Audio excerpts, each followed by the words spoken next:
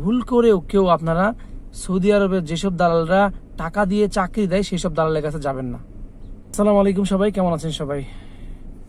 Saudi আরবের রিয়াদে সোলাই থেকে আর একটি নতুন ভিডিওতে আপনাদের সবাইকে স্বাগতম। আর আজকের ভিডিও টপিক হচ্ছে টাকার বিনিময়ে সৌদি আরবে যেসব দালালরা চাকরি দেয় তাদের বিষয়। যারা যারা নতুন সৌদি আরবে আসছেন এবং যারা নতুন আমার ভিডিওটি দেখছেন তারা অবশ্যই ভিডিওটি শুরু থেকে শেষ পর্যন্ত দেখবেন, আশা করি আপনার অনেক উপকার হবে। আর আপনি যদি আমার চ্যানেলে একদমই নতুন হয়ে থাকেন তাহলে অবশ্যই চ্যানেলটি সাবস্ক্রাইব করে সাথে থাকবেন।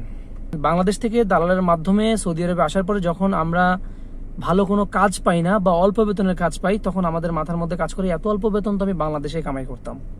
এরকম কিছু এজেন্সি যারা চাকরি দেয়, তো যারা টাকার বিনিময়ে চাকরি দেয় আর আসলে নিবন্ধিত সৌদি আরবে কোনো এজেন্সি না, এরা হচ্ছে বাটপার, প্রতারক এবং দালাল। যারা সৌদি আরবে নতুন এসে টাকার বিনিময়ে চাকরি নেবেন ভাবছেন, তারা সাবধান হয়ে যান। আপনারা বেশ কয়েকটি বিপদের মধ্যে পড়তে পারেন টাকার বিনিময়ে চাকরি নিলে। নাম্বার 1, দালালের টার্গেট থাকে হচ্ছে আপনার কাছ থেকে টাকা কিভাবে নিবে, কাজ ভালো খারাপ হোক সেটার বিষয়ে আপনার কাছে অনেক কিছু গোপন করবে।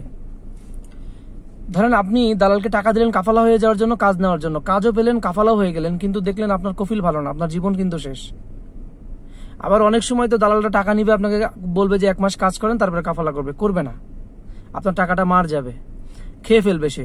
তো এরকম যখন আজ থেকে 9 মাস আগে যখন আমি সৌদি আরবে আসছি, আমি কিন্তু পাবনার একজন দালালের মাধ্যমে কাছে 1 লক্ষ টাকা জমা দিয়েছিলাম সৌদি আরবে কাফালা হয়ে তার আন্ডারে কাজ করার জন্য। পরবর্তীতে কিন্তু আমি সেই টাকাটার ফেরত পাই নাই, আমি কিন্তু দালাল মেরে দিছে। তো সেই দালালের নাম সবকিছুই আমি বিস্তারিত আমার পর অন্য ভিডিওতে আমি বলবো।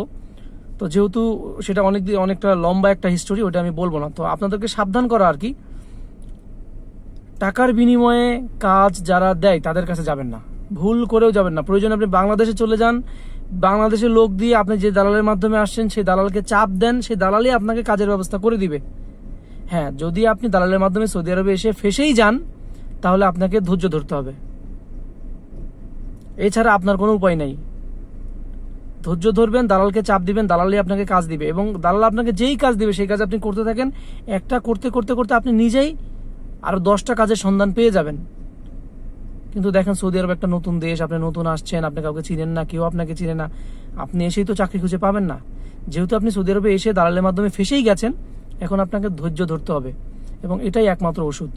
ধৈর্য ধরলেই আপনি এক জায়গায় কাজ করতে থাকবেন দালালের মাধ্যমে, কাজ করতে করতে আপনি আরো 10টা লোকের সাথে পরিচয় হবেন, সেই 10টা মানুষ আপনাকে দেখবেন যে আরো 10টা কাজের অফার দিবে ইনশাল্লাহ। সৌদি আরবে যারা নতুন আসছেন, দালালের মাধ্যমে ধরা খাচ্ছেন, প্রতারিত হচ্ছেন, তাদের জন্য দোয়া করি, আল্লাহ আপনাদেরকে ধৈর্য ধরা তৌফিক দান করুক। আমি 9 মাস হচ্ছে আসছি, আমিও ধৈর্য ধরে এখনো আছি, ইনশাল্লাহ এখন আমি ভালো আছি, আশা করি আপনারাও ভালো থাকবেন।